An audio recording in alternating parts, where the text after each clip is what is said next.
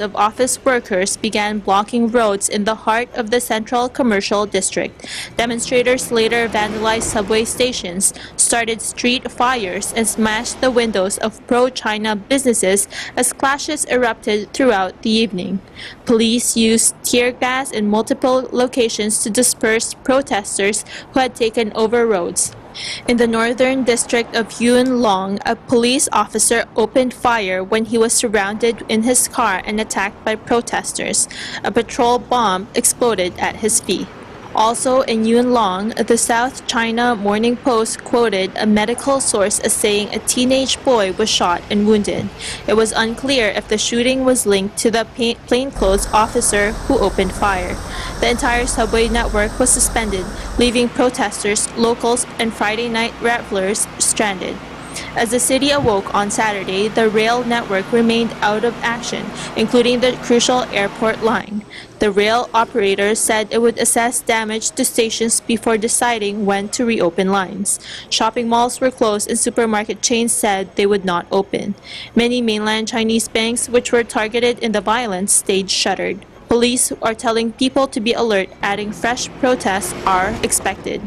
Beijing described the ban as extremely necessary. Critics say Lam's move was a major step towards authoritarianism for Hong Kong. The city has been governed by China under a one-country, two-systems framework since British colonial rule ended in 1997. Prominent democracy activist Joshua Wong says the law marks the beginning of the end of Hong Kong. In the United States, the Congressional Executive Commission on China said that using the emergency powers will not address the grievances underlying 4 months of protests.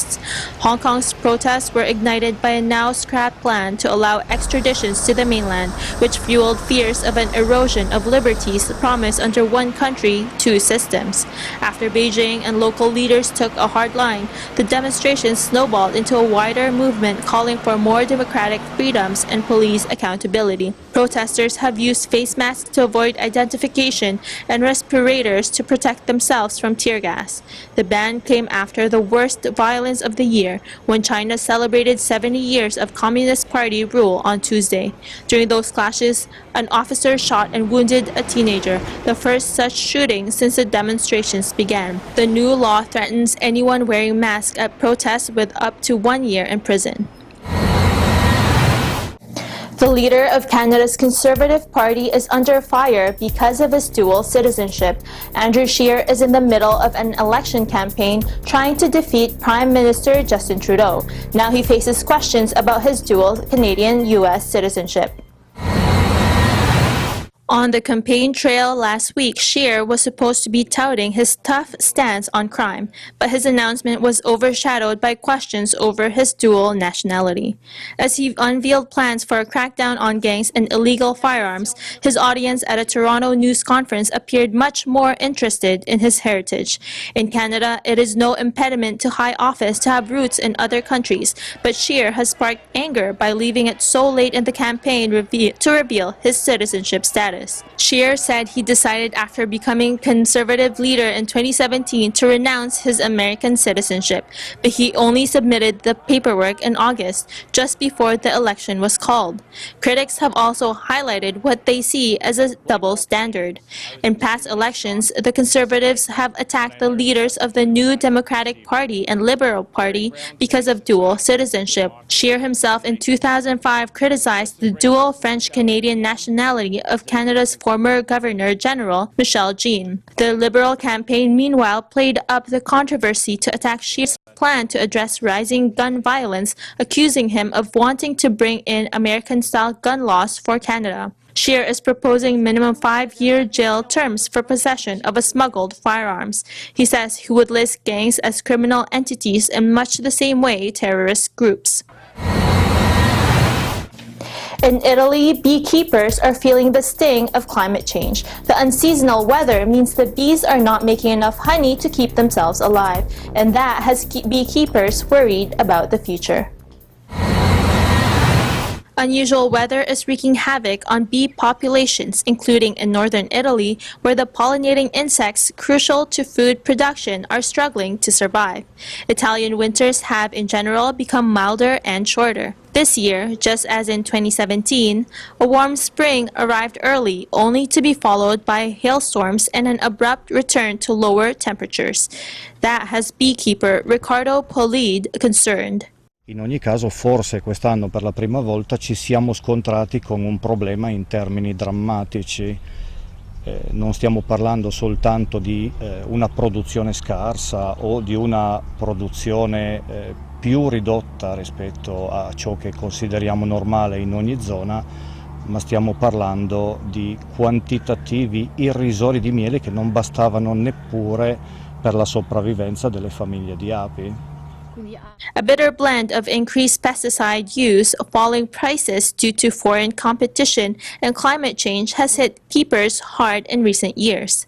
Like many others whose livelihood depends on the buzzing insects, Paulid had to feed his colony fructose-based syrups in this year to make sure they did not die of hunger. Beekeeper Lydia Agnello is also feeling the effects. Quest'anno le produzioni sono state scarse anche pur facendo nomadismo che significa spostare le api sulle fioriture e magari anche sulla stessa fioritura come l'acacia, spostarlo, inseguire la scalarità della fioritura per riuscire a aumentare i raccolti. Però nonostante si sia tentato di andare in più postazioni, in più posti proprio per cercare di ottimizzare il raccolto, non c'è stata produzione. She and her husband tried moving their hives several times to follow the flowers bloomed, but that failed, and this year's honey harvest has been their worst yet. Samuel Colota, head of the local association of honey producers, say beekeepers in Italy have seen repeated poor harvests over the past 7 years. Bees are also being poisoned by pesticides, while increases in carbon dioxide in the atmosphere affect nectar production.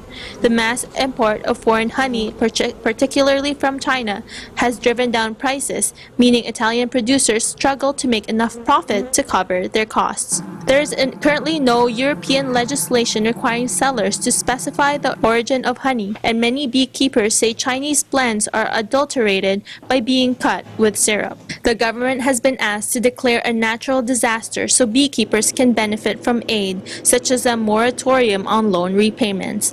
Agnello and Polid both managed to produce other types of honey this summer aside from acacia, but those harvests were disappointing. Polid's honey production came to less than 10 kilos per hive compared to some 60 kilograms previously. He keeps his head above water by breeding and selling queen bees needed to establish new colonies, but if the sector remains in crisis, that income stream will also be threatened.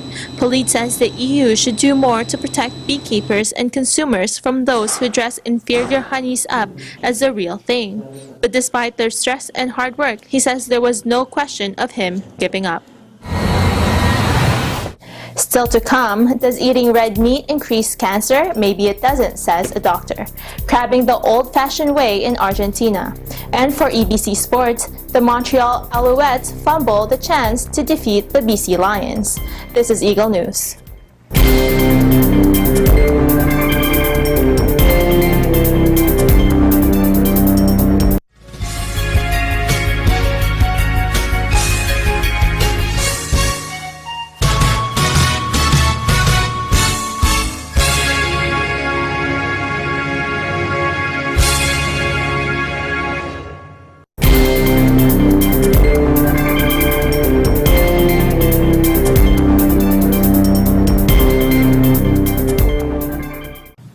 You're watching Eagle News.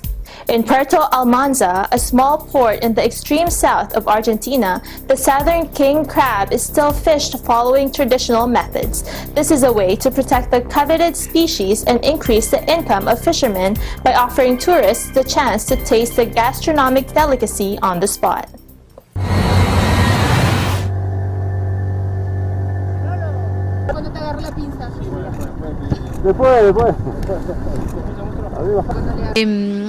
Esto lo que nos genera, por un lado, es la posibilidad de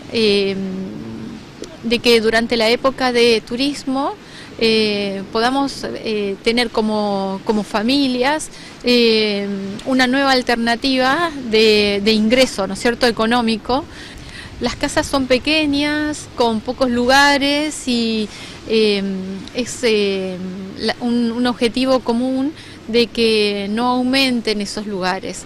De esa manera también el recurso que se saca va a ser suficiente para los pequeños lugares que tenemos y no va a ser necesario hacer un esfuerzo más grande que perjudique a las especies.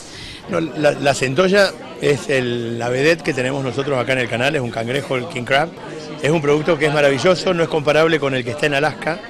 Esto es mucho más sutil, no es tan dulce, aquel otro es mucho más dulce. Is red meat unhealthy? Maybe not after all. Cutting back on red meat is standard medical advice to prevent cancer and heart disease, but a review of dozens of studies has concluded that the potential risk is low and evidence uncertain. Dr. Gordon Guyat of McMaster University says the jury is still out. Maybe meat consumption increases cancer and cardiovascular disease, but maybe it doesn't. Furthermore, the evidence available suggests that if it does increase cancer and cardiovascular disease, and it may not, the magnitude of the increase is very small. In new guidelines published in the Annals of Internal Medicine, a panel of researchers from 7 countries suggests that adults continue current unprocessed red meat consumption. The scientists added adults should also continue current processed meat consumption. The research shows reducing red meat consumption by 3 servings per week could lower cancer mortality by 7 deaths per 1,000 people. Researchers say any such decline was modest and that they had found only a low degree of certainty about the statistics. They add that the quality of evidence linking processed meat with cardiovascular diseases and diabetes was very low. The researchers say they want to change the old school approach of giving general nutritional recommendations and to bring more focus on evidence of individual benefit. Guyat says individual preferences should also play a role. I would believe that public health guidelines should not neglect completely quality of life and the satisfaction that people get out of eating their red meat. So the population health folks tend, understandably, to focus on lives extended or strokes prevented or cancer prevented, but that's not the only issue. To me, people's quality of life also matters. But eating less red meat and processed meat has been a cornerstone of dietary guidance for decades in many countries and from leading health groups. The World Health Organization International Agency for Research on Cancer says that processed meat is carcinogenic, while red meat is probably carcinogenic. In response to the latest guidelines, the World Cancer Research Fund said it would not change its advice.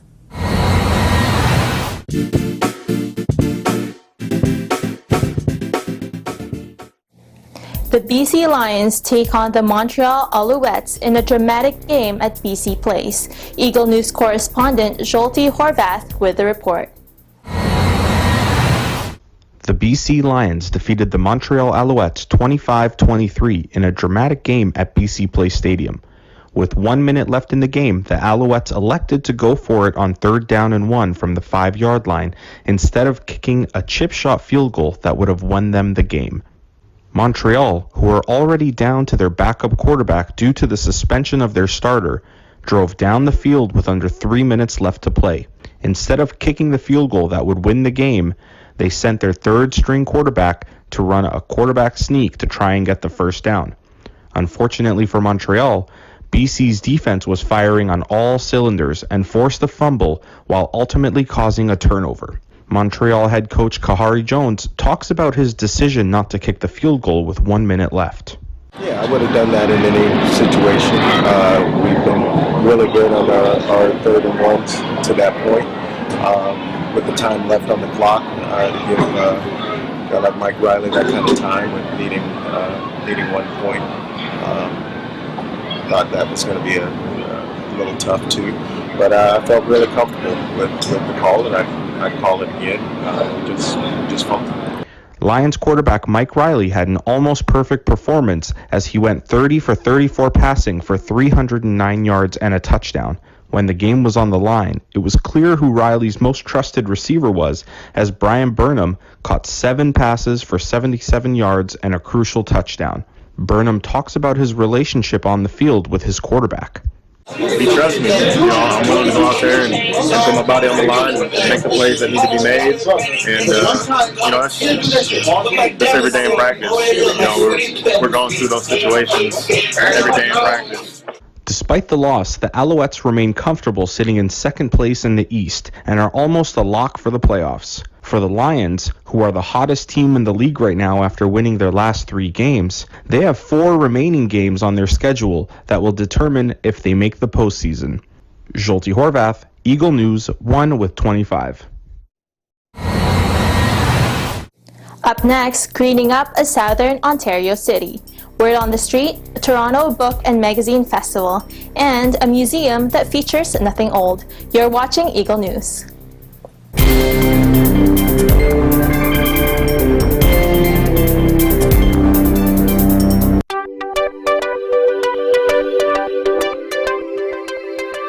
Watch your favorite Net 25 shows on OSN Channel 725, same day as the Philippines.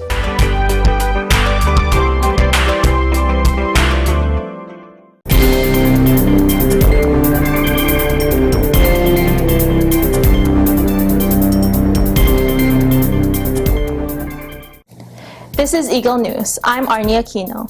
In Southern Ontario, members of a church group are putting down some roots. As Eagle News correspondent Angel Cacho reports, this congregation of the Church of Christ hopes their tree planting efforts will improve the quality of the neighborhood.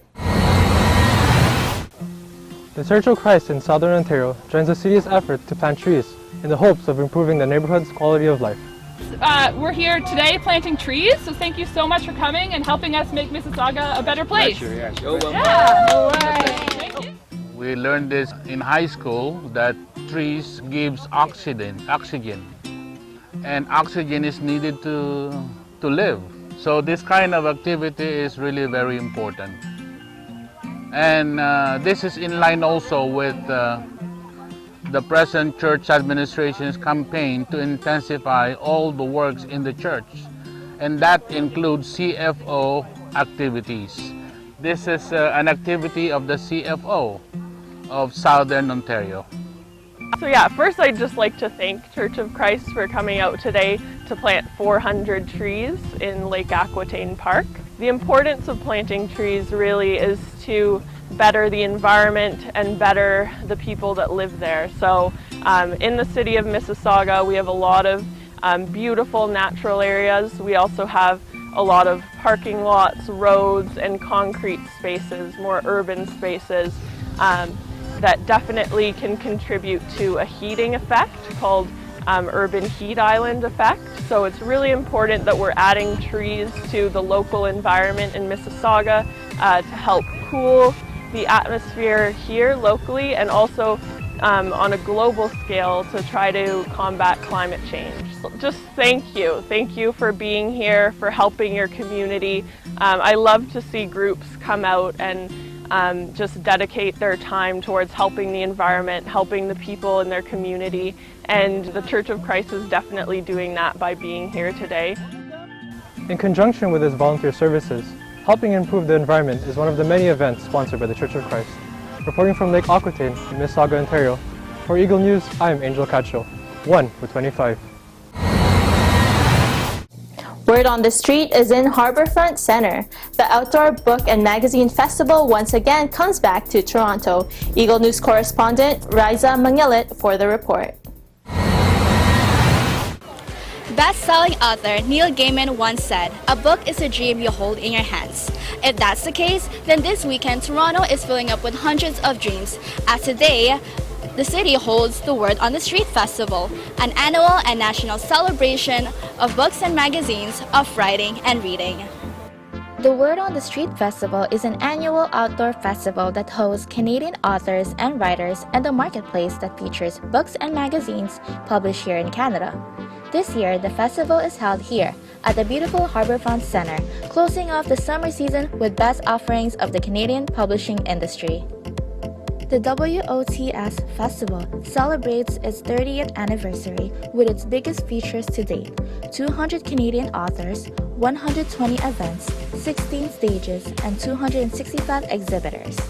The festival program includes children's literature and activity tents, Indigenous author readings, writing workshops, panel talks, and Canada's largest marketplace of books and magazines. We've actually been attending Word on the Street for many years. I want to say close to a decade probably that we've been coming. It's a great way as an independent publishing house especially to be able to put ourselves in front of the readers and introduce our books to them. So my husband actually founded the press, and he is a poet, and he realized when he looked out into the Canadian publishing landscape that there wasn't a lot of presses that were publishing poetry or work that was of a more experimental nature, and so that's why he was prompted to start the press. And this year we're actually celebrating our 15th anniversary.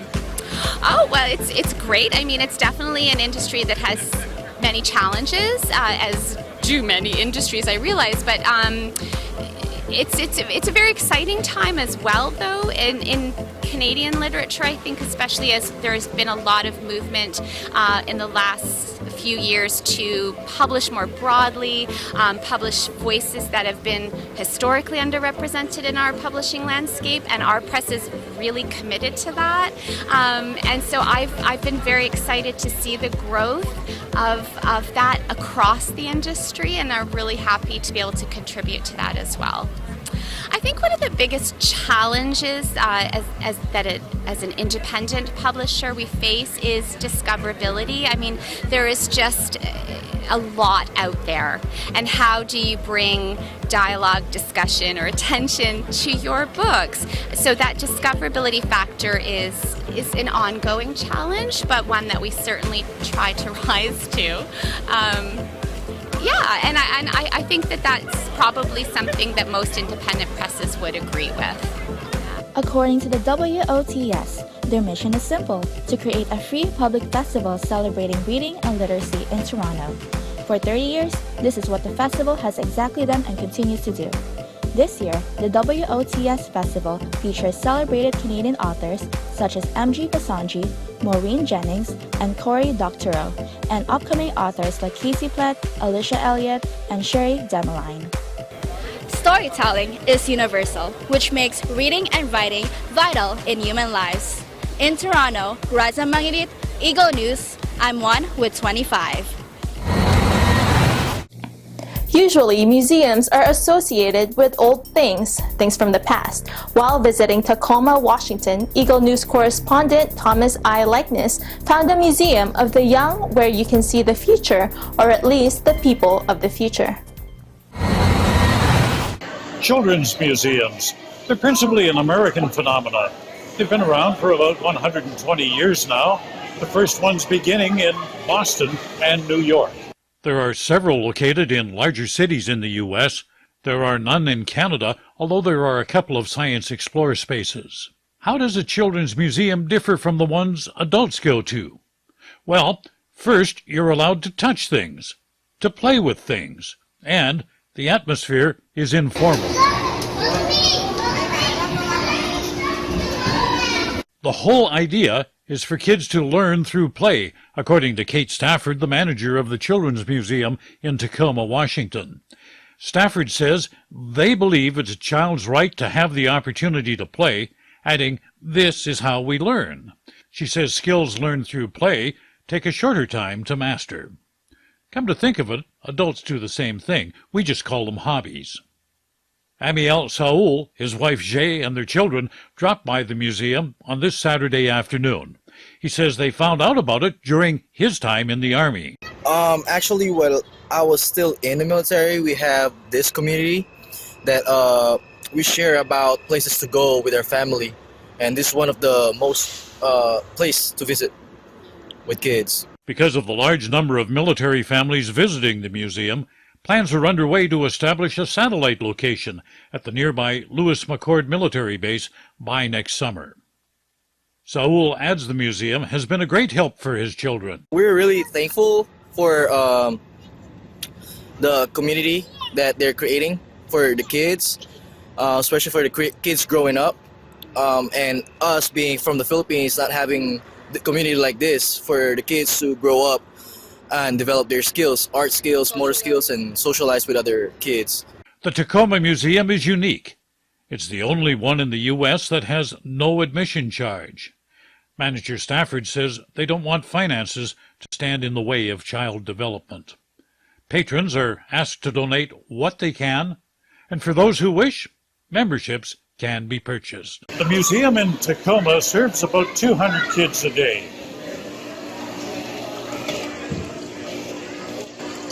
You're never too old to be young. In Tacoma, Thomas I. Lightness, Eagle News, I'm one with 25. That is this week's Eagle News. Join us next week for stories that matter to you. Visit our websites at eaglenews.net and eaglenewslive.com. Follow us on Twitter at twitter.com/eaglenews and on Facebook at facebook.com/eaglenews. Thank you for watching. I am Arnie Aquino. I am one with 25.